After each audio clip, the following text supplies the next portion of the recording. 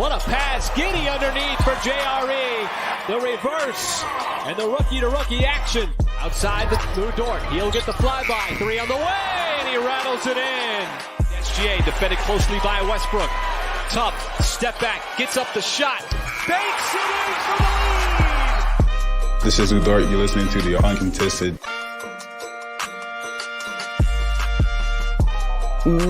What is up, Thunder fans, and welcome to the Uncontested podcast, weekly podcast, group podcast.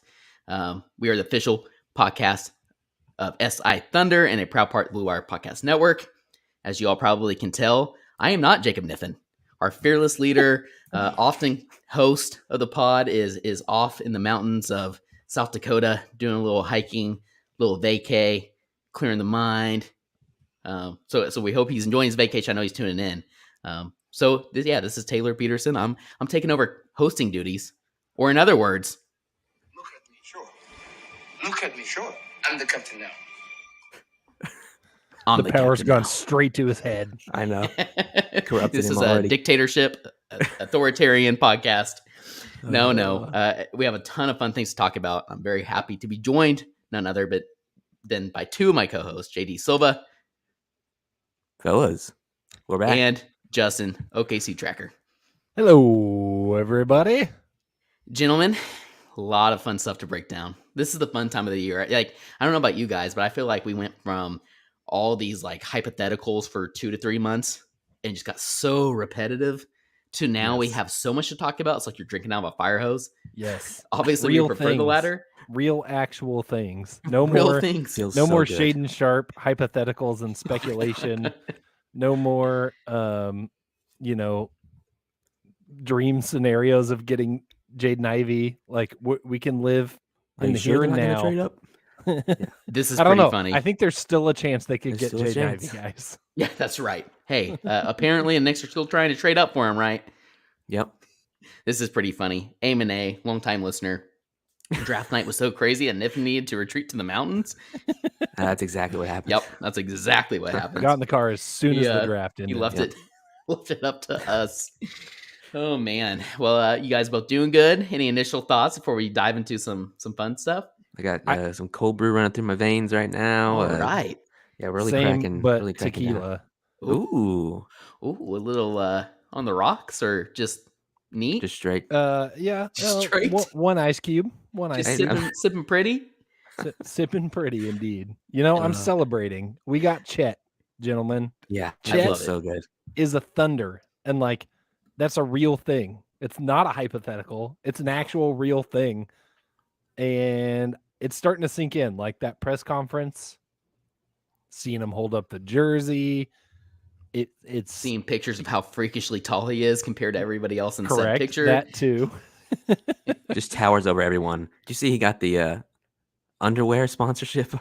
Just incredible. You know, It's a weird is that photo the most attached to that. natural partnership? Can we discuss that? Yeah, it's. I mean, When look, I look in the at that spirit of hosting the physique- podcast, just channeling my inner Jacob, I may or may not have scrolled past and thought, is this like, probably shouldn't say it. Look, all I'm saying is he Easy. had on striped boxers, right? And Yeah. little boy in the striped pajamas, Oh my comparison could be god. made there.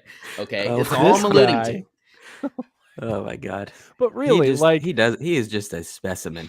if I were an underwear company, which I'm not, is that the body? But you want are in marketing selling and underwear? graphic design for a lot of different companies. This is true. I do work in marketing, and I can't say Chet Holmgren would be my first pick for an underwear model. They got the longest boy. They got did. hey, body positivity and inclusivity. Careful there, all. Silva. We're talking about a boxer company after all. Well, if they wanted the longest boy, Underwear they should have company. called Surge. Oh my god.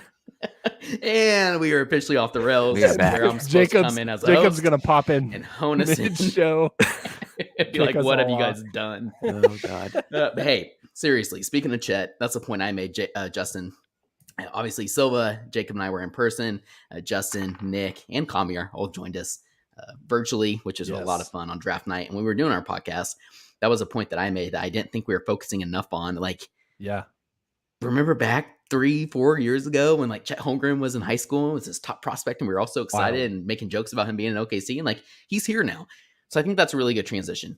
We're obviously going to dive deep into each of those players that the Thunder drafted, all 4 of them, and kind of give some thoughts now that we've slept on the draft a little bit. But before doing so, I kind of wanted to get your guys' overall thoughts. It's been about 72 hours now since the draft occurred, right? And we sat on it a bit. I know all of us have been talking in our Slack. We've been going back and rewatching all the different YouTube clips and reading Sam Vecini's Draft Bible and going back and watching actual film, whether it's Synergy or certain YouTube accounts, whatever. And we've had some thoughts on these players, and maybe some overall thoughts, just the draft as a whole. And then you guys allude to this as well, but Sam Presti and the draft picks were announced on Saturday. Our own Nick Crane was there in person. So we got some really interesting quotes that I think provide some insight as well. So I'm just kind of curious. I want us just to go through one by one and kind of give our overall draft thoughts, some takeaways from the draft, from OKC's draft specifically, obviously, and then maybe what that tells us about this team moving forward. And then, as we go along, if there's any quotes maybe that you guys saw yesterday that kind of fit in with some of those themes, we can throw them in there and see how they kind of, go with our answers. So Silva, I see you nodding your head. That means you get to go first. What's your first overall thought? Just takeaway. This is all like truly sinking in at this point. So I know it happened 72 hours ago, but it feels like it happened so much longer. This feels like so much time has elapsed since then, and there's been so much to think about. And at the press conference on Saturday, one of the biggest things that I appreciated was getting to hear the prospects talk about like, oh, they actually wanted to be here. Like Chet specifically came out and said, "This is, now that I've been drafted officially, I can say that this is where I want to be," which is so good to hear from a guy at his level. You heard it from Gavoni, Vecini, all these guys. Like, hey, Chet's camp really wants to end up in OKC because of X, Y, Z, and now you hear it straight from Chet. It's incredible, and hearing him talk to the media in general about kind of what he wants to do in his first season, what he's going to work on, what he believes in, makes me so excited to see how he fits next season. I'm very excited to watch this team play together. I think that I'd echo that across the board. Like everyone seems genuinely thrilled to be in Oklahoma City. Maybe that wears off, but at least for now, it feels nice. You get all the media talk about being the black eye of the NBA and all that kind of stuff. But if you're a young gun coming into the league, is there a better spot to be than Oklahoma City right now? Like you're going to get a lot of opportunity. You're going to get a lot of playing time. Like your role is quite literally wide open. Anybody can compete for a spot. There's not a locked in role on this team other than maybe Shai Gilgeous-Alexander. But like the whole lineup is open for business. If you are good enough, you will get those minutes. You can't say that about a lot of other teams in the league.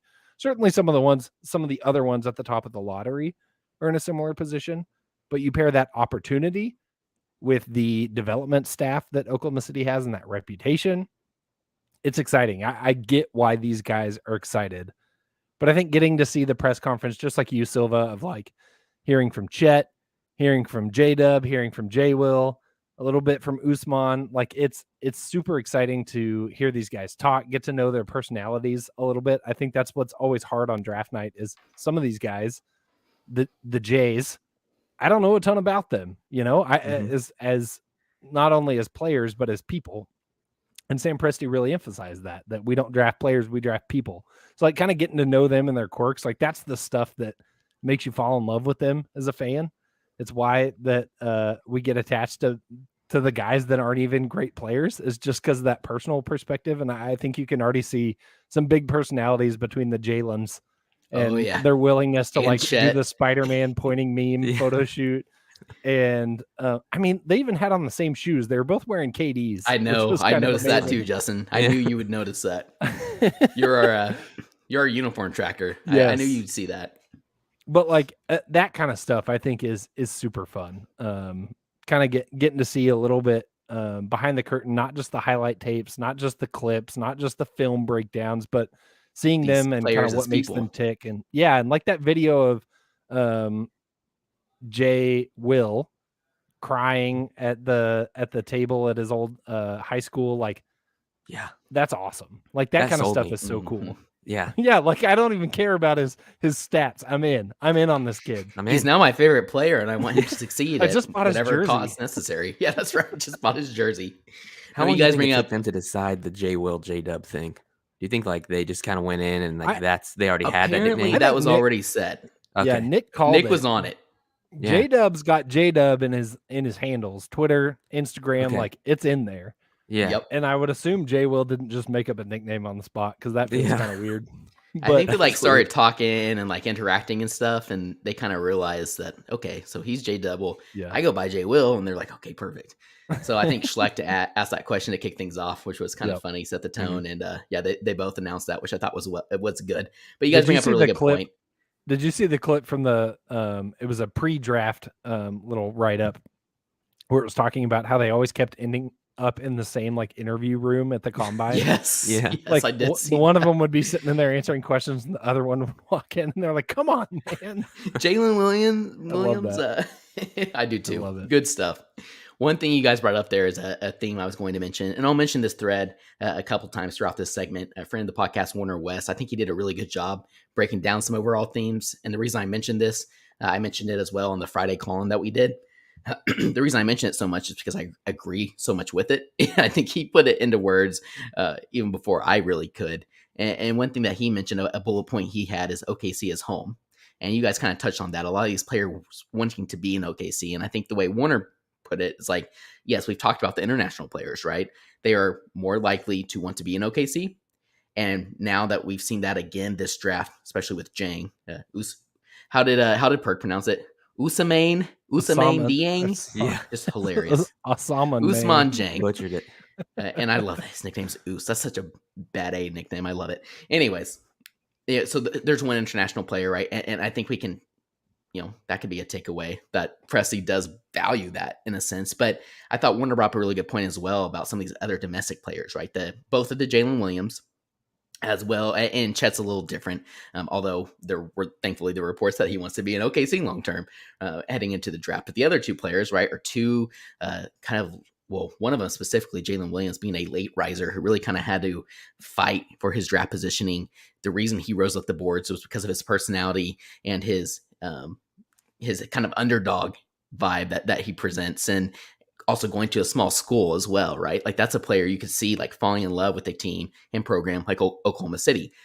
The other Jalen Williams, J. Will out of Arkansas, not as much of a like late riser, as much of a guy who just fits this program to a T, went to a program close by went to a school close by in Arkansas. So anyways, I think you guys brought that up. I thought that was a really good point as well. Justin, you want to kick us off with another thought and another takeaway from this draft that you've been kind of chewing on a little bit since Thursday? I mean, we've talked about it. We made a shirt about it. Jacob made a GIF about it that a prominent website may have ripped off or been inspired by. The long boys, the waving arm inflatable tube men. The length of this team is absurd. Like, to actually stop and think about it, it's absolutely unbelievable when you think about some of the lineups that could realistically be played, and not just like putting 5 centers or big men out there. Like an actual realistic lineup 1 through 5 could be so long and so nightmarish on the defensive end, but that's also going to help you on the offensive end. And I think Presti had a quote about the length. He said they processed the game extremely well. They happened to be really big. And I really felt that when I was, when I was walking up here together, which is incredible. Can you imagine if, and tell me if you guys think this will happen this season, a lineup that includes all 3 of Poku, Chet, and Ousmane? Like, I think it will. I think it probably will happen. And then like Josh Giddey and Shea in the front court. Like your shortest player is 6'6". Like Jalen Williams and sorry, not across the roster, but in those hypothetical lineups, like Jalen Williams and Shea are both 6'6". That's incredible. And then just kind of going back to your point, Justin, and then I want you both to continue on. But Jacob tweeted this out on draft night. I think we mentioned this maybe even on our podcast we did after the draft. The combined wingspan that OKC drafted on Thursday night, 28 feet 9 inches. That is Nuts. I know That's a there's lot no of perspective wings. there. I encourage our listeners to go and actually look at some of these players like wingspans. And I think when you're comparing that to some of these other teams, like that is absurd. And I thought that was a great quote about Presti, because I think what we're seeing here is these guys are able to obviously read the game at a high level, but they also have certain advantages. And Presti kind of touched on that. I think he continued in that quote when he mentioned the ability to use that not only height, but that length to be able to create angles that other players aren't able to on the floor. For example, That's being what able made to look over Poku so defenders. fun, Yeah, right? right. Mm-hmm. I think the team has a chance with all this length to play like really suffocating team defense all the time, and I think that would be exhausting to play against Be looking in like the future, like in a playoff Monstars. series down the road. Yeah. Just constantly having to like double check where you're passing the ball because you're not expecting all the extra length from their wingspan. I'm so excited. I have dreamed recently about all the lineups that we might see next season. One of them I really want to see, and I doubt it's going to be a regular thing until Giddy bulks up a bit more. But seeing Shea, Dort, J-Dub, Giddy, and Chet, I want to see that lineup really bad. Really bad. Yes. That's fun. Sounds like a blast. And I think J-Dub eventually, this is a bit of a hot take, but like, I felt like I did a pretty decent job diving into him a little bit pre-draft just because he was getting all that hype post-lottery. I'm also not going to pretend like I was all over him prior to the lottery. And Sam even mentioned that as well, right? But to your point, Silva, I think he's one of those guys that can guard up. So even if he's technically playing like that, I mean, shoot, he has the ability to play as a primary ball handler in certain lineups. But assuming he's playing like that 2 spot, which again, I know we're playing positionless basketball, I think he could guard all the way up to 4 eventually if he can bulk up some. So here's a hot take, Taylor. That was mild sauce. I wish I had the sounder. Here's a hot take. J-Dub makes Thunder fans forget all about Lou Dort once he's traded. Oh, that was like a double hot take.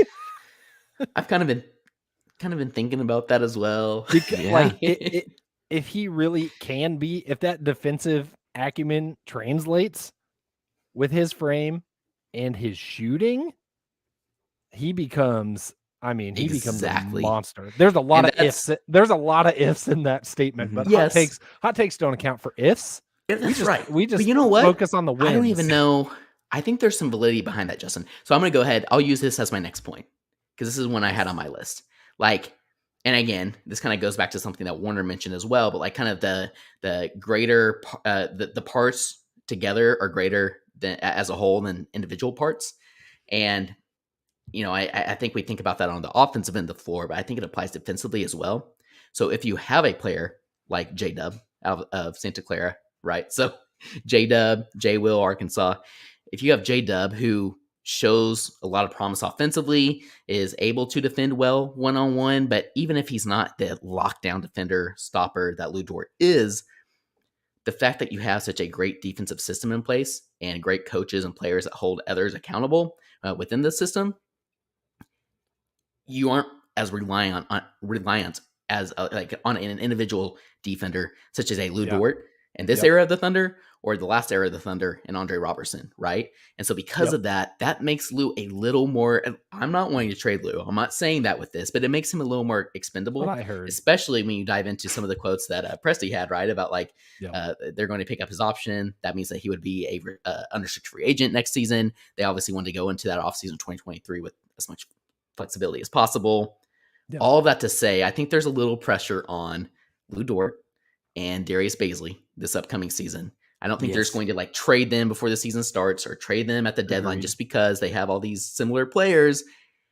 But Presti talks about another thing, right? It's like that competitiveness within the team, the healthy competitiveness. And what he wants to see from those two guys is them to rise above that competitive level.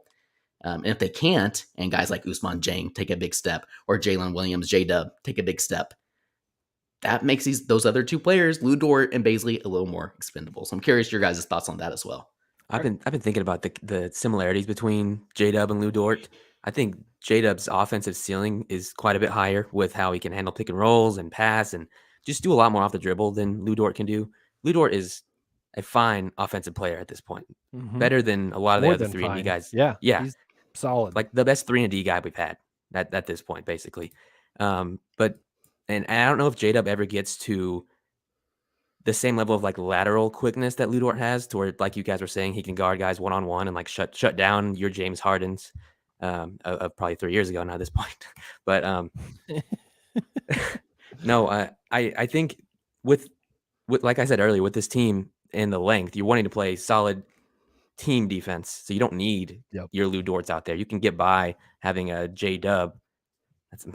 That's so tough. I know. It's going to be hard to get used to. I'm going to blow it at a certain point. You can get by with a guy like that out there and just bank on him adding that extra offense and still playing solid team defense. And Dieng as well, right? Like he presents those defensive tools. Yes, and totally. he shows a lot of promise defensively last season, where he still gets lost off ball quite a bit.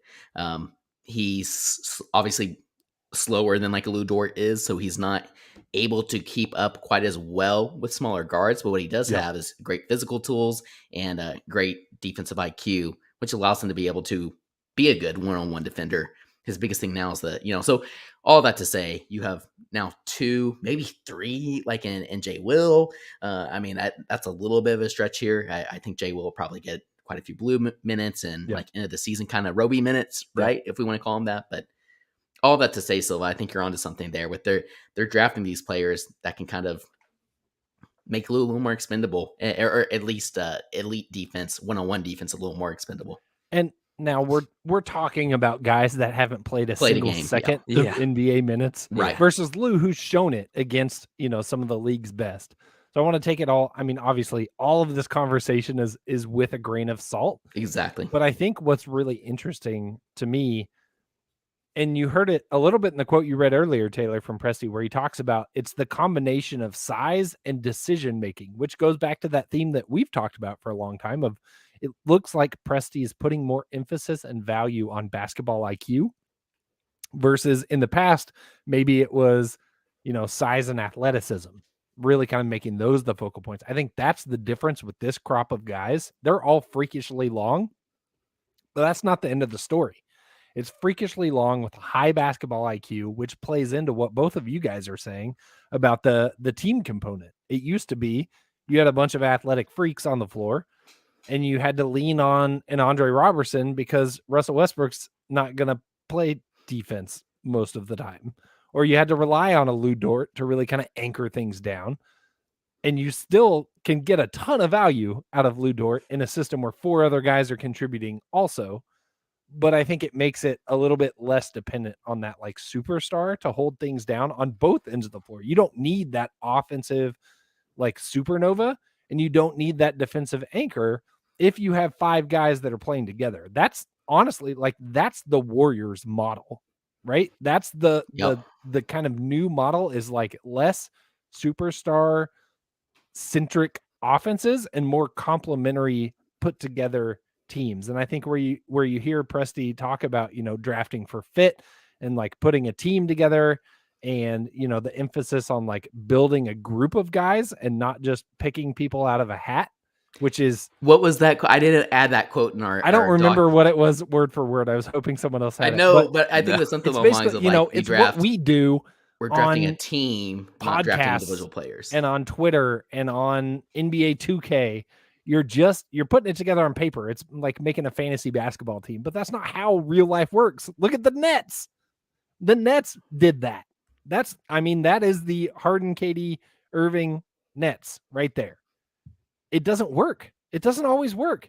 And it worked the first time, or I say the first time, it's not the first time, but the big 3 in Miami, and everybody's tried to emulate that. And I think we're seeing that model, if you hit, it can be special, but it's hard to hit. And so putting a team together like the Golden States, like the Bostons, that are a little bit more well-rounded, 5 guys kind of working together on the same objective, I think that's the type of team Oklahoma City's building, that Sam Presti's putting together versus, when you look back at how the Thunder were constructed before, it was very star-centric. It was get your superstar, surround them with complementary pieces, and let them go to work. I don't see that model being built in Oklahoma City right now.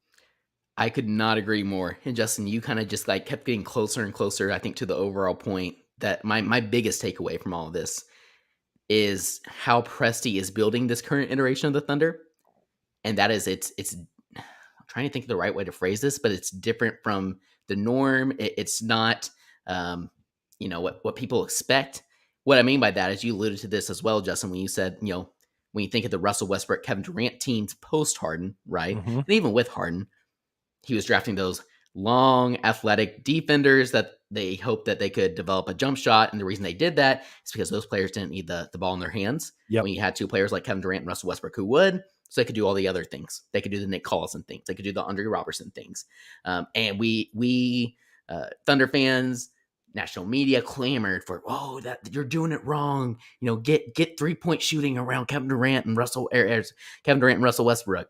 Well, this go around, right? We aren't even 2 years into the rebuild, but already, like with these mock drafts and things, it was like, okay, the Thunder need a big rim runner, and they need 3-point shooting. They need the AJ Griffins and the Jalen Durans of the draft. Well, what's Sam Presti doing instead of that? He's going against the norm once again, and instead, this is kind of what I alluded to when I said Dyson Daniels was high on my Thunder want list, because he kind of fit this mold as well. But plug and play players that can do a little bit of all of it. High IQ, like we've been talking about already.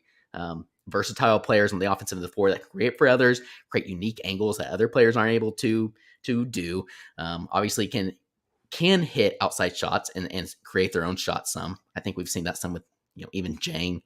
Obviously Jalen Williams, J-Dub, a player who grew 8 inches in high school, went from a point guard now to a wing-sized body, but still was able to do point guard things. These are all common themes that we're seeing in these players, and they're plug and play players, right? Like, again, it goes back to Warner's point that greater as a whole versus individual parts. Instead of having Shai Gilgeous-Alexander and Josh Giddey surrounded by a bunch of 3-point shooters and a Jalen Duren or a DeAndre Ayton, you have all these players that can do a little bit of the same thing, and it's just plug and play. And I love that. That's really exciting. Yep. It didn't quite work out for Presti with the Russell Westbrook, Kevin Durant long athletes.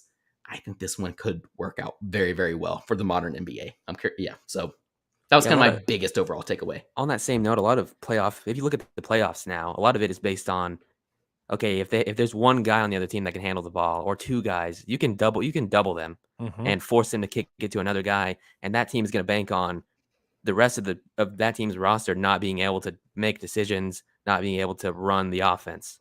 And I think everything you just alluded to, Presti's trying to avoid a situation like that.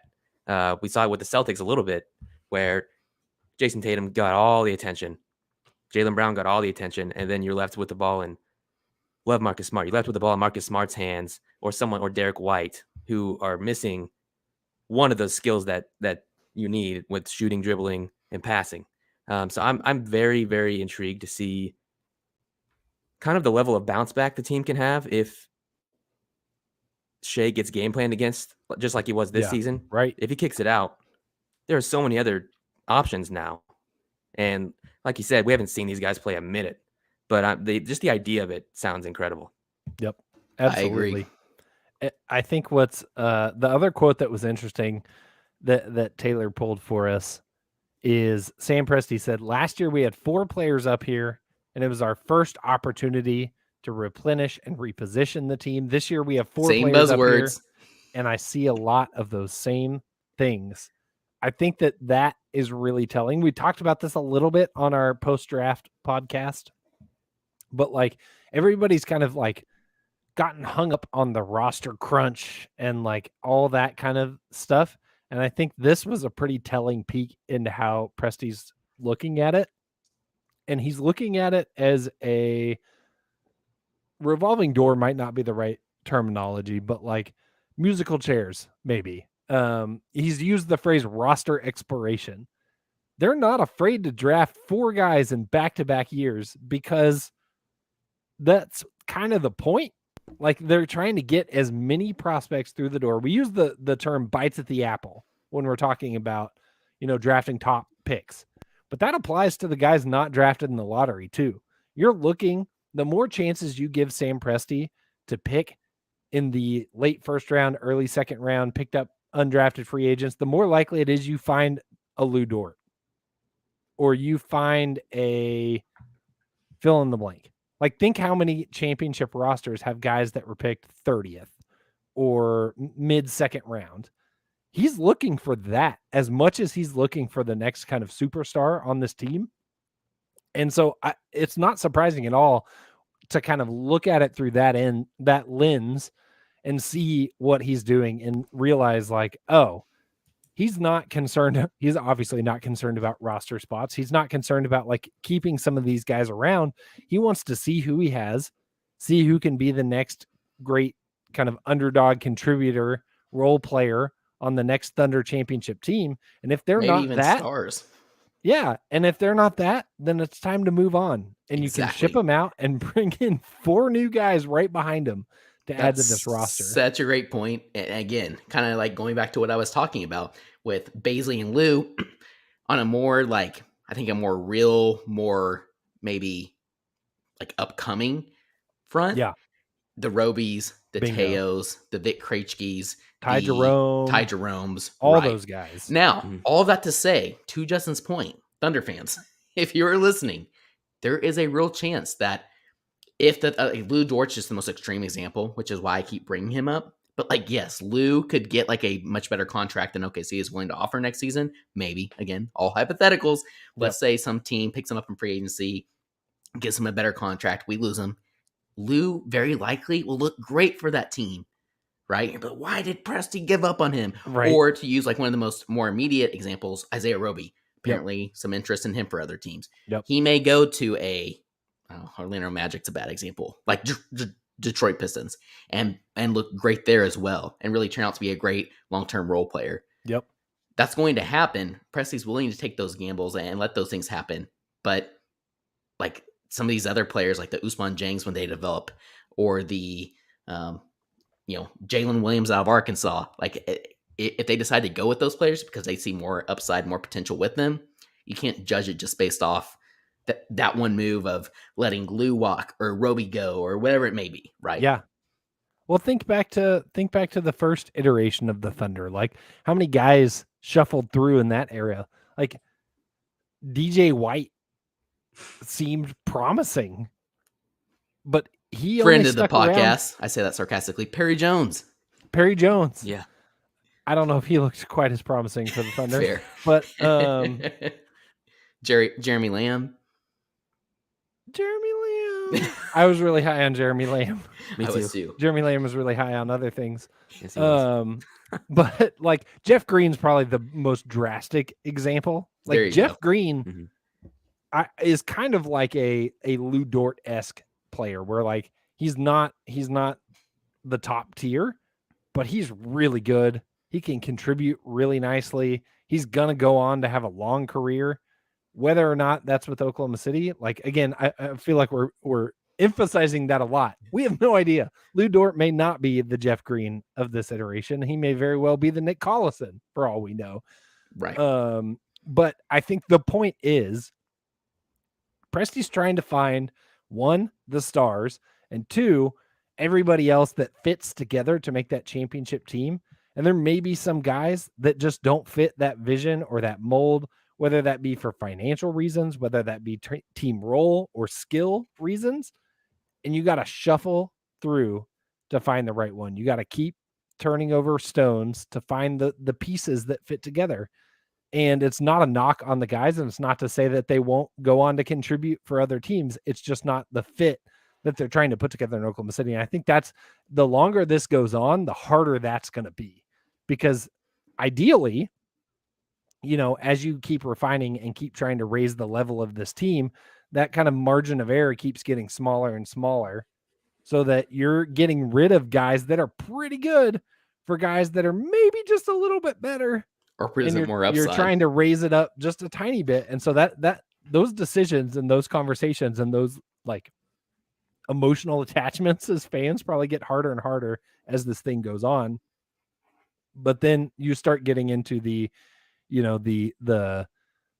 tiny moves. Like the closer you get to that championship level team, it's all about that one piece. Like we spent years as Thunder fans just talking about the one piece that we need to get us there. And that gets to be hard. This is the part where you're going to see massive turnover just because that's the phase of the rebuild that they're in right now. I could not agree more. A lot in that same situation. I think Dort, Bazley, I think this is going to be a huge prove it year for him. I think I fully assume he'll be on the roster, but I do wonder what his minutes will look like. He kind of got minutes. Yep. He had a long leash, I think, last season. I don't know what that's going to look like now because I think it's honed in. To answer your question, Silva, I think it's honed in quite a bit. Yeah, there's more pressure on you want to see what Poku is going to be in his now third season. You want to see Ousmane. I'm kind of still undecided on how many minutes I think he's actually going to get at least in the first half of the season for the Thunder. But you have to explore the roster. You have to give other people chances. So I don't know. I don't know about Bazley. I think he has a lot to prove, and I kind of wonder how much of Bazley fits with this new type of player Presti has been drafting over and over again. I think he fits the positional versatility from a length standpoint, but the decision-making part I'm unsure of. I don't know if that's like as instinctual as Presti would prefer with the prospects he's selecting these days. I think you both allude kind of to the last point that I had, and we don't have to like dive into this because I think you both did a very good job doing so, but just kind of in summary, yes, you want to take as many bites of the apple as possible, but at a certain point, you have so many bites that there's only so much apple left. Did I continue that analogy good enough? It's pretty good. I'll buy that. Okay, thank you. So what I mean, obviously, by that is like Luke Dort is not going to have nearly the shot attempts that he had last season, nor the usage that he had last season. Yep. To your point, Silva, Darius Bazley going to be in the same exact way. We talked about, I mentioned this on Friday's call-in, Darius Bazley was quote unquote at his best in the role, the defined role that he had his rookie season when he was playing with that Chris Paul led bubble playoff team, right? Because he was in a more defined role with less, less of a longer leash, to use the analogy you used, Silva. Like that's going to be honed in, which is a good thing, right? Because I think that's ultimately the role that those players are going to play long term for their careers. But at the same time, you also have to find time to develop the Ousmane Diengs. Yes, the blue is going to play a huge role for a lot of these players. But like the Jalen Williams, for example, like there's time on the wing, but you also want to try and develop Poku as well. And Trey Mann, you want him to be a shot creator off the bench and take a bigger role next season. There's a lot of mouths to feed right now. And this is a great, great problem to have. This is the problem the Thunder want to have. And I know they're going to handle it way better than I can even imagine right now. I'm just so curious about how they will. And to your guys' point, who's going to be, I don't want to call him a victim, but essentially a victim of that. And that's where we are kind of breaking down the Isaiah Roby's, Vic Krejci's, Ty Jerome's, et cetera, et cetera. Well, and I forgot about Aaron Wiggins. Yeah. Gosh, I keep forgetting about Aaron Wiggins. Yes. Is a great Aaron Wiggins is kind of like J-Dub, but like J-Dub has a little more hype coming into this draft than Aaron Wiggins did. Like they're very, very similar players. Yeah. J-Dub has a little more playmaking, obviously. Probably a better shot creator, shot maker from all scorer from all three levels, but very similar players. Yep. It's another one. Great point. And I think it's why the hypotheticals of, Russ just needs to come back to Oklahoma City. What if Kevin Durant decides to end his career here now that he wants to go to Brooklyn? Kevin Durant's a different conversation, if you ask me. I mean, yeah, but we like, probably take that. Russ, even if he takes a reduced role, he's a mentor. Like, even then, he's still taking away a lot of minutes, a lot of shots, a lot of ball handling time from all the young prospects you're trying to grow. And for what? For a couple years of like a feel-good story and like, I wouldn't even feel that good. I don't see it. Right. Yes, exactly. You think he listens to anything Mark Daignault says? Like, yeah, Mark yanks people out of the game if you don't listen to him. He would not do that to Russ. It reminds me of like, it'd be like D-Wade in Cleveland. Like, just not, or Chicago even. Like, just not the homecoming you're oh my really gosh, thinking Chicago's the perfect example there.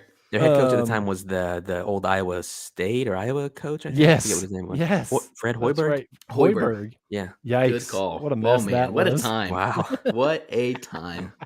That's good stuff. But like same goes for, Presti made a comment on JaMychal Green. Like, we're gonna find him a new home. Like, I loved his candidness there, but again, like, you doesn't fit the timeline. There's two ways to talk about this, right?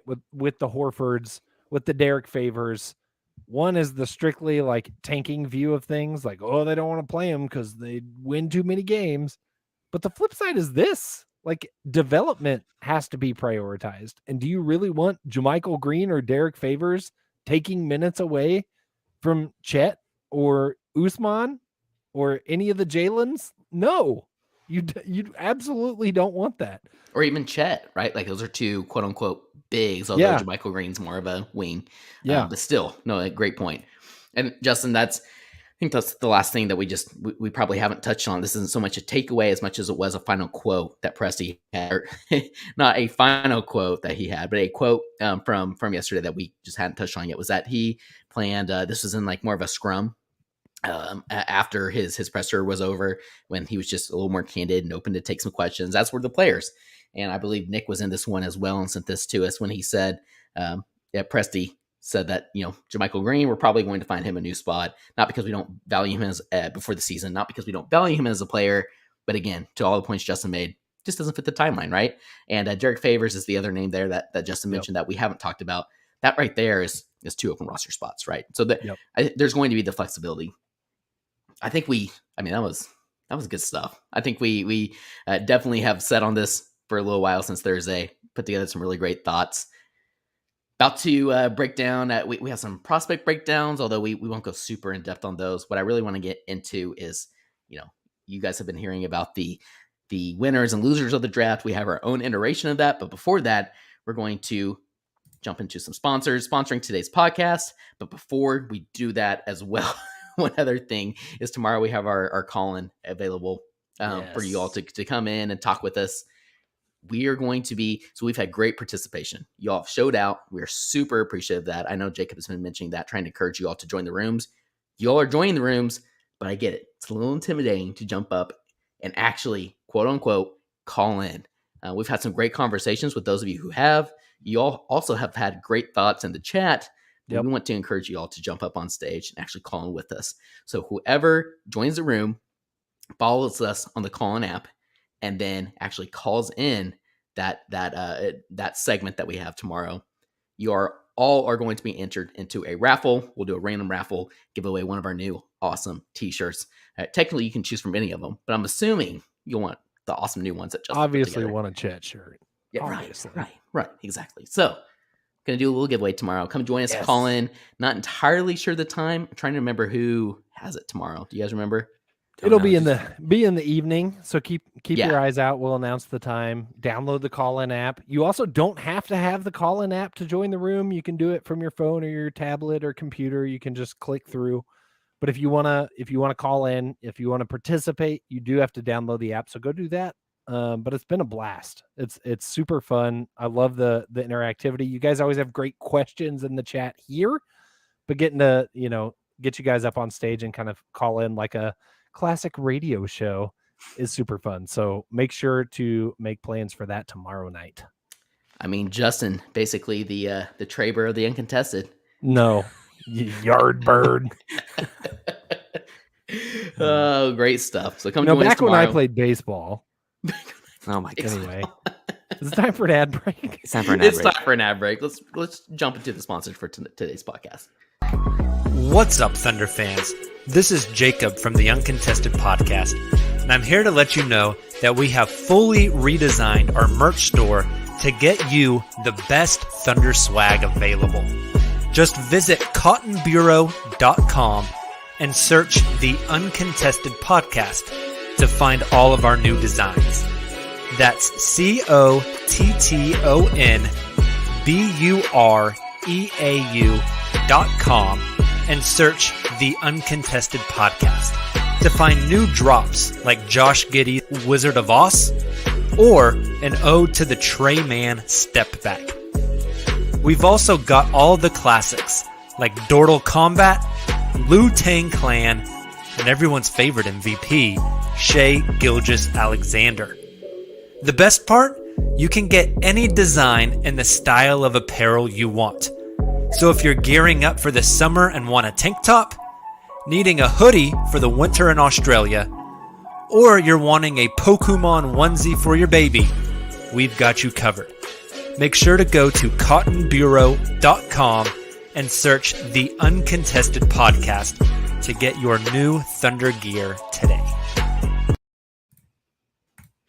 All right, so we are back, and gentlemen, we what I really wanted to focus on there was the overall thoughts from the draft and kind of tying that into what Pressy said. And I think we did a great job of that. We obviously are going to have all off season as well as all of next season watching these actual prospects play basketball, which is what this is all about. So we won't spend a ton of time here on these four prospects that OKC drafted in the NBA draft.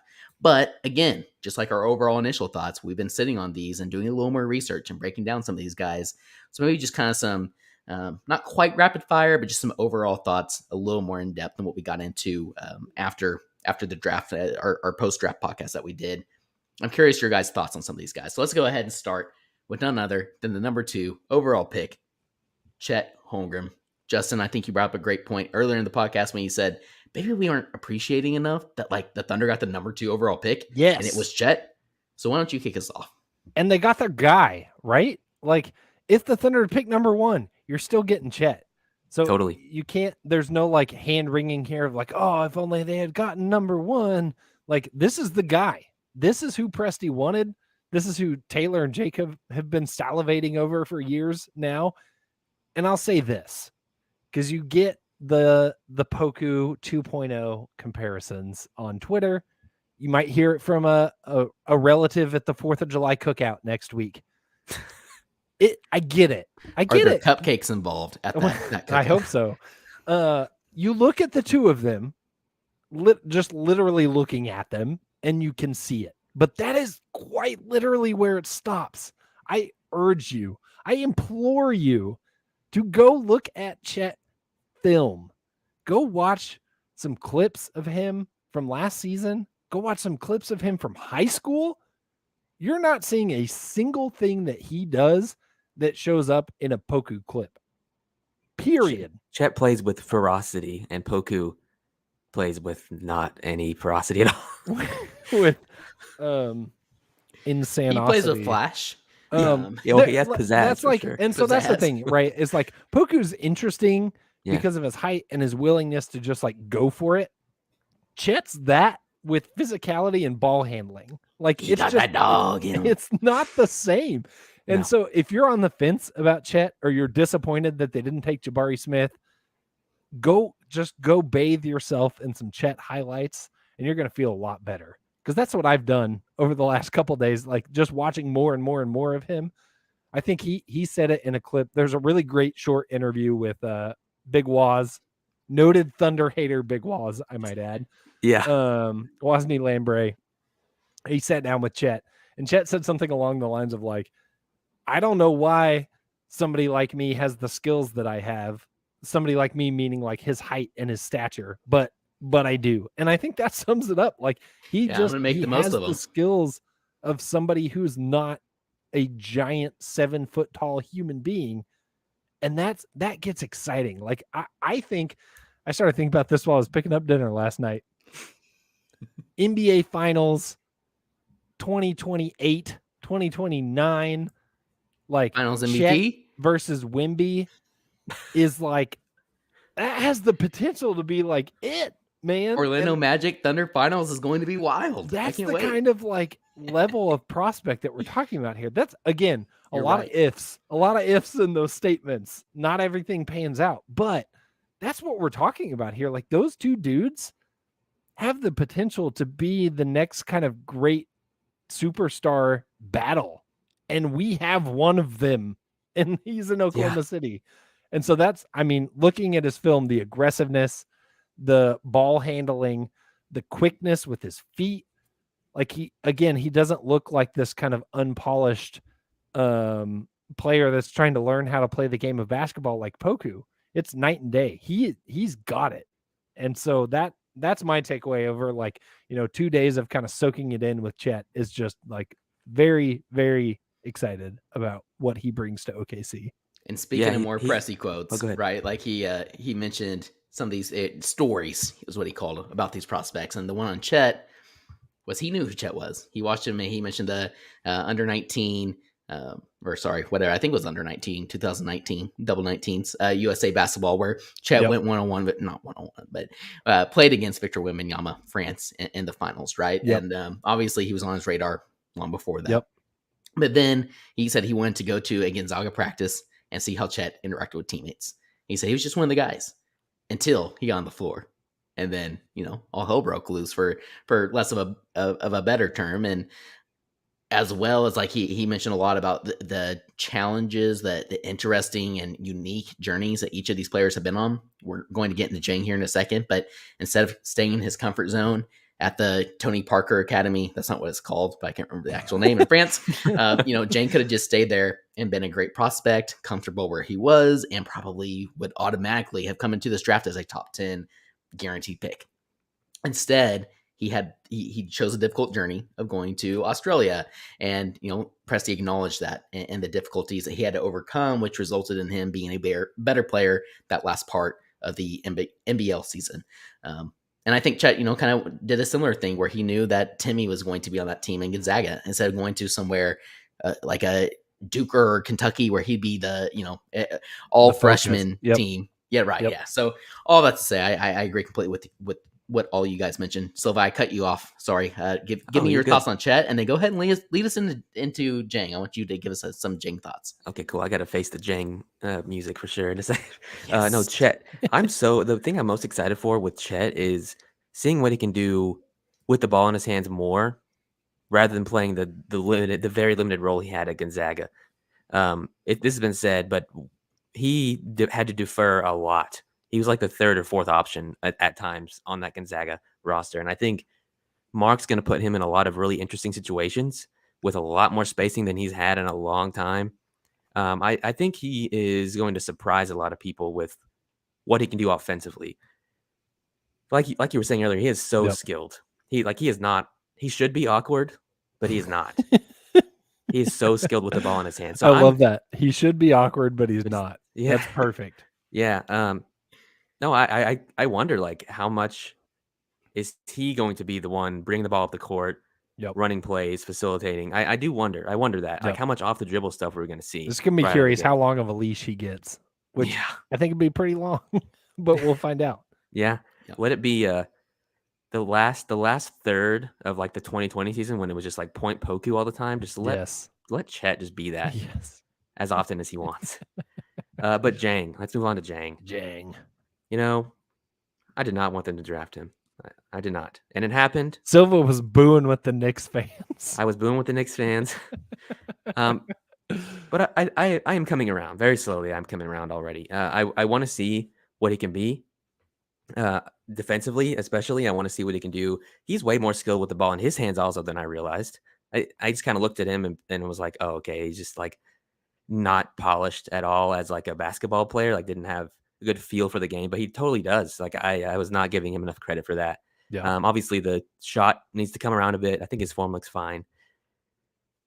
I'm very intrigued by him, and I hope he gets a lot of minutes to play with the Thunder, even if it's 10 minutes a game for the first half of the season. I hope we get to see him out there. If that means giving less minutes to Baze, that's fine. We want to see the guys we just drafted. So I'm in on Dieng. I think he and Poku might have a healthy little rivalry going on in the locker room. Looking forward to that. I think Taylor brought up a great point with Dieng as well about choosing to go to Australia. And we've seen that with a few draft picks now for Presti. The NBL OKC legend Terrence Ferguson being one. Yeah. Terrence Ferguson, Josh Giddey, and now Ousmane Dieng. Right. It's a tough league, especially for someone who's barely 19 years old and is small. There's some grown men that play in the NBL. It's very different than playing in college. It's very different than if he had continued to play in France. And I think that as rough as his performance was in the NBL, it's a little tough to get a read on because Josh Giddey had some moments, but Josh Giddey wasn't great in the NBL. Mm-mm. And I'd be curious to see look at Shaedon Sharpe. Put Shaedon Sharpe in the NBL. We couldn't even see Shaedon Sharpe against NCAA tournament competition. Let's see Shaedon Sharpe in the NBL and see what kind of stats and performance he puts up. I'm not sure it'd be great. Put I don't know, any of those other guys in that realm, Benedict Mathurin or Keegan Murray, put those guys in the NBL. I'd be very curious to see how they'd perform. I'm not sure it would look stellar. And Jang So that's mentioned my, the language barrier. He mentioned the adjustments. Yeah, Obviously still some code protocols in there. exactly. So like a lot of challenges, a hard level of competition. So that's me putting on my thunder colored glasses of like, he's got some issues, but what I know is the NBL's tough, and he was willing to like go up against some grown ass Aussies and like play basketball. So like that says something in and of itself. And then two, that like Presti's been watching this kid for 3-4 years.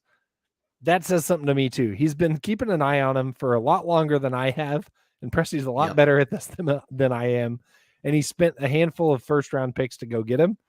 So I'm gonna let that play out before I make too much of a judgment. But I think he's probably the most intriguing prospect of the four in terms of kind of seeing what we have, because I'm just not really sure at this point. Presti, and I would argue maybe even the highest risk.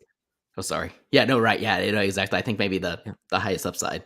I have a lot of Jang thoughts, but I just would have all off season to talk about that. I would just encourage our listeners to go and friend of the podcast, Keandre, Hoop Intellect, just did a really, really good film breakdown. I watched Mike Schmidt's interview with Jang. I watched there's like actually basically what these people do. I forget what the YouTube account is, but they go and just pull all the clips from Synergy and put them all together so that people like me don't have to pay for like $1,000 for Synergy. I watched all of it, right? And yeah. But Hoop Intellect, Keandre did a fantastic job. I just would encourage you all to do that. And obviously, we'll talk a lot about Jang throughout the offseason. Now, let's get into quickly the last two draft picks. They both share the same first and last name. They're just spelled a little differently. J-Dub being Santa Clara, Jalen Williams, Jalen Williams, J. Will out of Arkansas. Curious your guys' thoughts on them. And let's go ahead and get into some basically winners and losers of the NBA draft. So this will be short because I don't know a ton, transparently. J-Dub, I've watched some highlights. Nick posted something in our group chat and on Twitter of showing his kind of catch and shoot threes, which is awesome. Way better shooter than I anticipated. The defense is there. He's got a lot of versatility to him. I'm very excited to see J-Dub play. I'm also very excited to, continue to dig into him more because transparently, like I just still don't feel like I know a ton about him. But I like his personality. I like some of the main skills that he brings. I think the fact that Presti was able to get him and Ousmane is pretty awesome. And another kind of like nice reflective moment on the draft. J. Will from Arkansas. Excited for him, but like, again, being realistic, he's going to spend a lot of time in the G League. He has a chance to be a feel-good story. Do I think he's like a cornerstone of this team? Probably not, but maybe he could surprise us. I think I was talking to a buddy who's a big Razorbacks fan. He was like, y'all are going to love him. Like, he's the guy that'll take 67 charges a game. Like, he kind of reminds me of like the way he describes him is a little bit like Kenny Hustle-esque. Like, he's just going to get out there and do it.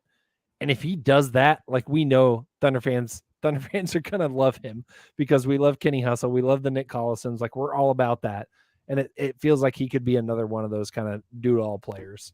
Yeah, that's right. Justin, no you fan, but he actually went to the University of Arkansas, believe it or not. That's not actually true. Wait, I thought you went to U of A. I went to school in Arkansas, but not U of A. Oh, okay, never mind. I'm a liar. Dirty liar.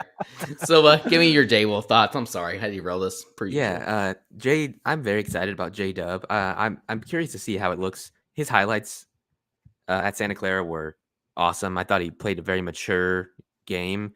Some of the stuff he did in pick and roll, like getting in front of guys and getting them on his back, is stuff I don't feel like you see that much from a college guy, especially one that grew as quickly as he did and ascended as quickly as he did. His character jumps off to me right out of the gate. Great interview, just really intricate guy. Obviously very hungry. Think it means something that he went to the combine and like tried so hard to raise his stock, and it worked because he was originally going to be mid-20s for a long time. Maybe lower. Then he had not only that, so he had a great first day. Yeah. Like there was even more players who had great first days and pulled out of the second day of the combine. Because I performed well. They saw what I could do. He played the second day and did the same thing. Yeah. Great point. Seems like a really high character guy. I hope he gets a ton of minutes. I would love to see he and Trey Mann kind of orchestrate the bench unit. Very excited. Jay Will, I know much less about. I'm trying to separate the idea of him and Roby being like the same player in my head. I need to like not do that. I want to give Jay Will all the opportunity to like prove himself. He may spend, like you said, a lot of time in the G League, but regardless, it's cool to have another big like him that is that athletic and plays with that level of feel. I'm waiting to see on Jay Will. Weird question. If 4 years from now, one of the two Jays does not make it, do we then go back to calling them Jalen, or are we sticking with? That is a great question. I feel like that'd be sad. I think we stick with these nicknames because if that player sticks, the nickname's going to stick. Yeah, you just kind of forget about the other like player and Thunder their fandom, other player nickname. Thunder fandom prefers nicknames anyway. We love a good nickname. Yeah, love a good nickname. Chet's going to be so interesting because it's just like Chet. It's just such an easy Chet. Like Ousmane is obviously going to be Oos. And like anytime he does anything, it's going to be Oos. I mean, I can't wait for that.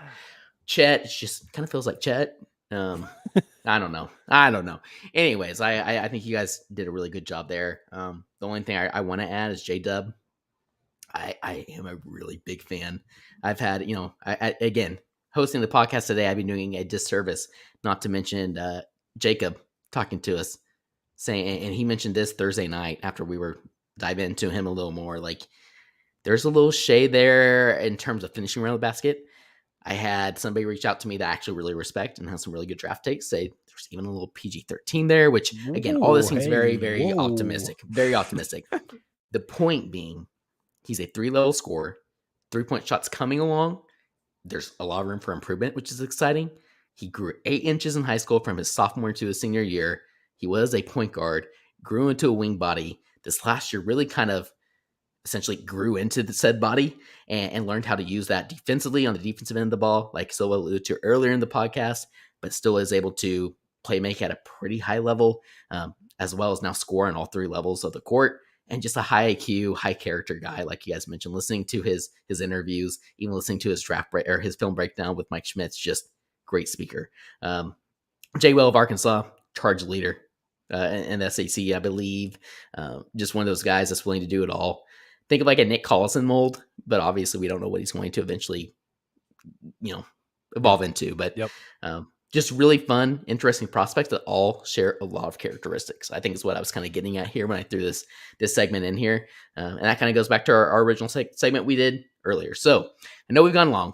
Let's go ahead and rapid fire through this last segment. We have NBA draft, essentially grades, but in traditional uncontested form. I wanted to do something a little different. Instead of our like it, love it, gotta have it. We did that with our draft pick, right? Yeah. Like, obviously, we're going to like a draft pick. We aren't going to hate a draft pick. But this is a little different. We're going team by team, draft by draft that each team had. We're probably not going to like every single one. We're probably going to hate some of them. So let's go ahead and do a like it, love it, hate it for these, okay? Taylor just desecrating Jacob's Cold Stone Creamery inspired game. Yeah, that's right. He's never letting me host ever again. We're going like an hour 30. I've taken this off the rail like 10 times. I'm changing his segments. I like it. Again, I love it. This is my one and done. This is my moment to shine. Okay, let's go ahead. I have a list of teams here. I want your guys' thoughts on these drafts that each team had. And at the end, if there's any that we didn't get to that you all have in mind, we can mention them at the very end. So let's go ahead and start. We'll start clockwise to my left. Upper left, northwest, JD Silva. Give me your thoughts on the Pistons draft. They had a very, very interesting draft. Yeah, I love it. I love their draft. Troy Weaver has done such a good job in his now 2 seasons there, just being opportunistic, doing what the team has to do to bottom out, which is what you need to do to get out of the middle. Did that, got Cade, already had Sadiq Bey, Isaiah Stewart's interesting. And then he comes back and gets 2 guys in the lottery. When I believe they only had the 5th pick in the lottery. They knew the Knicks were trying to move some things around.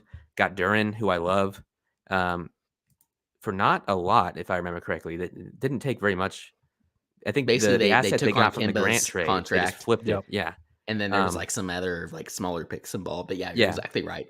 Swapping Jeremy Grant for Jalen Duren, like very smart way to kick the can down the road and bet on upside. The Pistons are going to be so fun next year, I think. I think what is his name? What is the guard that has played next to Cade the last season? Killian Hayes. Killian Hayes. I think there's going to be a lot less conversations around Killian Hayes and like how he is developing. It's going to be the Cunningham and Jaden Ivey show. They're going to be a blast. I could not agree more. I thought they had a really good draft, and it's interesting, like comparing Troy Weaver's rebuild to Sam Presti's rebuild, considering Weaver's of the Presti tree. Yep. Seems like he's pushing the chips a little sooner. Yep. But that's not me wishing that Sam Presti was doing that thing. I just find it, interesting that the two philosophies in team building, and now, right, like to your point, Silva, it seems less likely that a team like the Pistons are willing to go after DeAndre Ayton. But they still have that cap room. They could go after a player like that. So there's still more moves to be had. Justin, another very, very interesting team linked to OKC on draft night. And this is interesting because this team didn't even make a pick. I mean, they made a pick, but they traded it. The New York Knicks. Hate it. I hate it. Why? What are they doing? I don't get it. I don't understand it. They caused the most chaos of the night. And they walk away with Trevor Keels? Cool. Like, I think I kind of forgot that. So I guess they did take a player. Pick number 42. Poor man's Lou Dort. Okay. I don't know. The Knicks need help. That's the thing I can't get past. If they were just in a position where picks were the most beneficial thing, then I get it. It's still not sexy. It's not exciting, but they need help. And I'm not sure Trevor Keels has helped. They got rid of Kimba, which helps trying to make a push for Jalen Brunson, which I guess this night looks better if you do that. But that's a big if, especially for the Knicks. And given historical swings at free agents, I'm guessing they don't get Jalen Brunson, in which case I'm sticking with my hate it grade. If they get Jalen Brunson, I'll upgrade it. But even otherwise, if they do, no. That is the rumored amounts. Like 124 years for Jalen Brunson, a great player. But it'd be such a Knicks thing to do. Oh my God, exactly. We missed out on Kyrie. We missed out on Kevin Durant. And so we're going to sign Jalen Brunson. Exactly. Yeah. I could not agree more there. Obviously, it's a little better if they do get their guy, since they hired his dad as an assistant coach. Yes, there's the historical connections there with Tibbs, with Leon Rose. Doesn't matter. They did that for a reason. All of that to say, I agree with you. And I still don't know if that raises the grade that much for me, even if they do get Brunson. Yep. Next, San Antonio Spurs had a very interesting draft. They were a team coming into the draft, I thought, like the Thunder, that may, 3 first-round picks, thought they may consolidate, try to move up. They did not. They had a very similar draft to the Thunder in that way. Silva, give me your thoughts on the Spurs. I like it. I like it because it feels like they're choosing. I think they're starting to choose a direction because Jake Fisher reported a few hours ago today that there are still discussions going on between Atlanta and the Spurs. I like Fisher. I trust his reports more than maybe others do. All that to say, the fact that he did that after like kind of contradicting himself back later last week, and then said, "Oh, and by the way, we're going to be going live on Call-In tomorrow." Yep, leaves me a little skeptical. Anyways, there's probably a connection there. I like all the guys they got. Sohan, I think will be great there for them. Really versatile player. And they got Branham much later than I think he was projected to go. So good value there. John Hollinger's love child in this draft, Blake Wesley, who he had 7th on his board. They got him I did like Blake in the 30s, I Not think. Not that much, but you're right. I'm excited. I think the Spurs, Popovich is likely, at least if not this offseason, the next, I'm sure he'll step down and they can go in a different direction. They could be a surprise, not even a surprise. They could be a tanking team this year, I think, if they end up moving DeJounte somewhere. So yeah, I like it. I agree. I really liked what they did, and Sohan was kind of connected there as well as AC. I think that's a pretty great fit. In fact, that they got Branham so late, quote unquote late, I thought was great as well. Justin, another team I mentioned them earlier, very similar to the Oklahoma City Thunder, the Orlando Magic, end up drafting Paolo Banchero at number 1. The smoke screen, you can probably get into that, and then Caleb Houston, the player who was rumored to have a promise, maybe should have gone back to college, a year away from being a year away kind of player.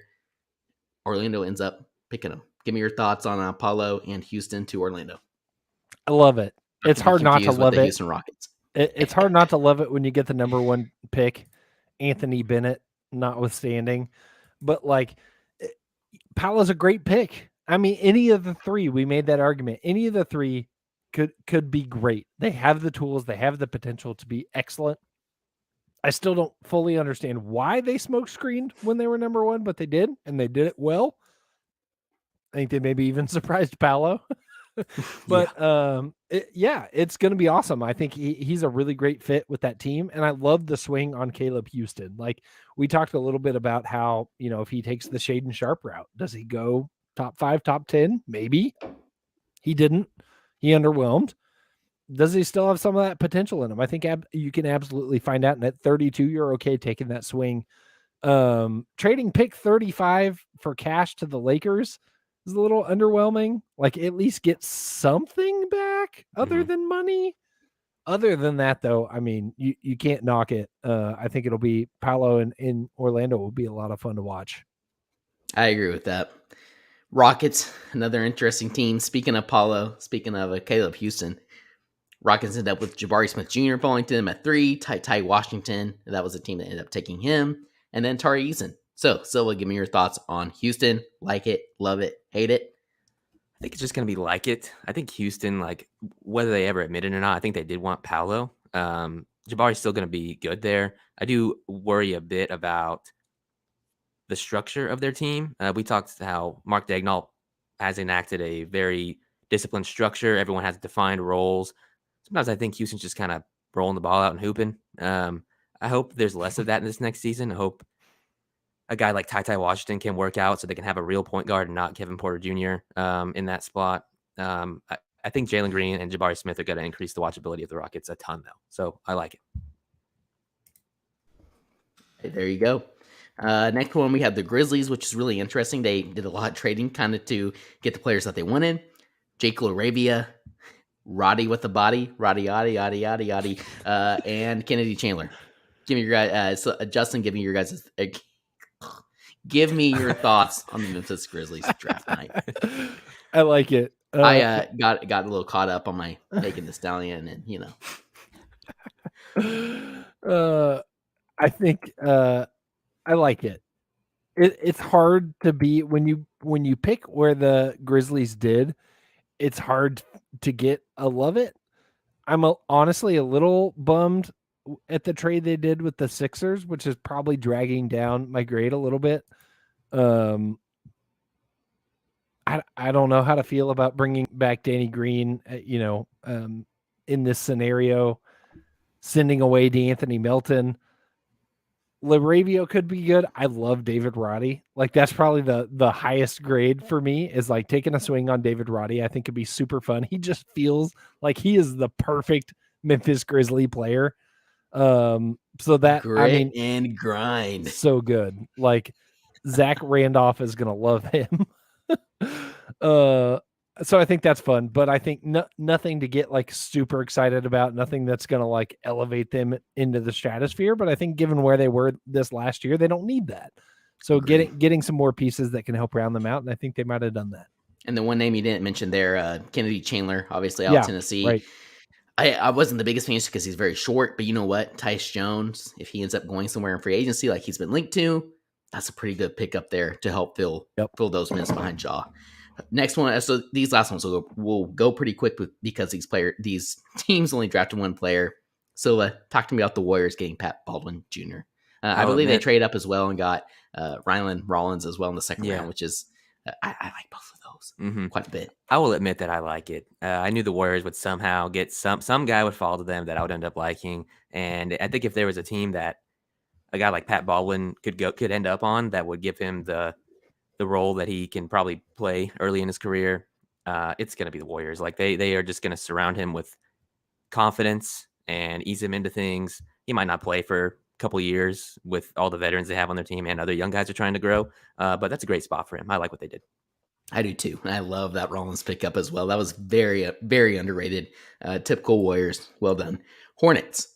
Mark Williams. Justin, Talk to me. I think they also got like an additional first round pick there, maybe in that 3-team trade. I can't remember through all the madness. What's your thoughts on the Hornets, primarily Mark Williams? I would have loved to see Jalen Duren, but I like Mark Williams as well. I think that's a great pick. I honestly, given where they picked at and who they walked away with, I'm going to put the Hornets at a love it. Oh, okay. I like that. I love Mark Williams in Charlotte. Oh, they ended up with Josh Minot as well. That's okay, what that was I the was other just one. about to say. I think. Oh, sorry. Minot. He could be really intriguing too. I think he's got some nice tools, kind of that slasher role. I think could be a lot of fun in Charlotte as well. Again, given the picks that they had, I think they did pretty well. Very good point. So Pelicans, moving on to the Pels, they had a very interesting draft as well. Obviously, that 8th pick was thought to maybe be up for grabs, but instead they were one of the ones, just like the Trailblazers, who decided to stay put and take BPA, best player available. Silva, talk to me about the Pelicans getting Dyson Daniels at 8, and then somehow makes me a little nervous, but I still love this guy, EJ Liddell, in the 2nd round, as well as some other player out of Mega alongside Jovic. I love it. Carlo Matkovic. Yeah. I think I actually didn't butcher that one, guys. Nailed it. Sorry. No, I love it. Dyson that's like a perfect fit to me. They needed a point guard with size, which they had in Lonzo, let him go, but everyone dogged him for it. And this is the perfect rebound from that situation, I think. Dyson is not going to have to do a ton offensively, which I don't think he's going to be able to do right out of the gate anyway. They have proven that they can develop people and shooters, no matter who they are. I think it's great. Love what they did. I agree completely. This next one on my list, we're going to save for last, and we'll do a round table, obviously. But the last team I have before I want to pick your guys' brains for any teams that I missed, Sacramento Kings. Obviously a super interesting team. All the talk about pick number 4 being potentially traded. Will they take Ivy, even though he's not the best fit? Will they take Murray, even though he is the best fit? They end up going with Keegan Murray at pick number 4, but this is kind of underrated. They take Jaden Hardy in the 2nd round, who was predicted by many to be picked in the 1st. So, Justin, you're up next. Give me your thoughts on Keegan Murray and Jaden Hardy on the Sacramento Kings. I think they traded Hardy to the Mavericks too. Yeah, they. Oh, you're right. Sorry, good point. So they end up getting assets for Jaden Hardy.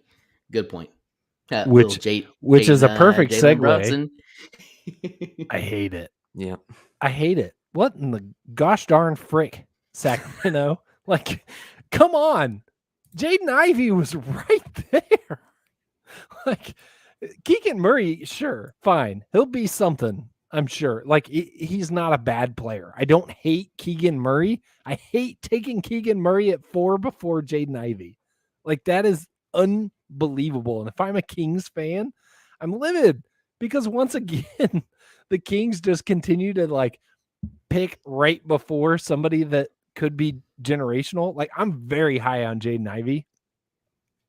And I'm not saying that he's going to be Luka, but like this could look back and be like when they passed on Luka. You're going to look at Keegan Murray. Like, I hope he proves everybody wrong. If he does, the Kings will probably trade him. But I think that, we're going to look back at this and just be dumbfounded that the Kings took Keegan Murray over Jaden Ivey. Just on the constant quest for mediocrity. It's unbelievable. And then just hoping they stay there. I understand why Golden State has so many bandwagon fans, because if I was they're all in fan, I'd jump ship too. You're right. Exactly. And then the Los Angeles teams can't keep players long enough to be fans of them. So everybody's a Warriors fan. Yes. Okay, that was a little small market bias from your own Taylor here. Gentlemen, really quick before the Thunder, and then before we get out of here, any other teams I missed that you guys think off the top of your head that had good, bad drafts that stuck out? I don't think so. No. There was one other I thought of when I was driving home from getting Chipotle, and I forgot it. So we'll just go ahead and do a quick round table. We obviously have talked a lot about the Oklahoma City Thunder and their draft picks. We don't need to dive into details here. But after all we talked about earlier in the podcast, I want your guys' thoughts, and I'll round us out here. Like it, love it, hate it for the Oklahoma City Thunder. Silva, starting with you. Love it. I'm all in. Very happy with all the guys they got. Love it. I mean, how could you not? We gushed about it earlier. You got the bell of the ball in Chet, and you got a bunch of complementary pieces that are very intriguing, very high upside, and very long. And yeah, I love it. Could not agree more. Obviously, a bit of a homerism here, but I don't even think that's the case. You go back and listen to Kevin O'Connor. You listen to some of the there was a couple of ESPN guys. There was, I hate to say this one, but Bill Simmons, because it's the only other one I can remember. There's been tons of people, national media, who actually do this get paid to do this for a living, who consider the Thunder winners, and I could not agree more. To Justin's point, if you take Chet at 2, that's already a win. The rest is gravy. And I think this is one point we didn't mention in the Presti draft takeaways that I mentioned on Friday's call-in that we didn't mention here, but the Thunder did trade up for 11. But I mentioned this a couple different times, and then Presti actually reiterated it in a scrum that he did post draft, whatever you want to call it, availability. Yes, he traded up for 11, but he didn't do that just for Ousmane Dieng. He traded those 3 protected first rounders to get Ousmane Dieng and Jalen Williams, both J-Dub, both who they had high on his board. So the fact that they get both of them and they still get a flyer and Jalen Williams out of Arkansas, I think it's just a win, win, win. I love it. Love it. Gentlemen, we covered a lot of ground. Again, Jacob's never going to let me host ever again because it'll be another 2-hour podcast, but I loved everything we talked about. Taylor going long? Never. That's what she said. Okay. Anyway, let me just go ahead and Silva, hit the outro music.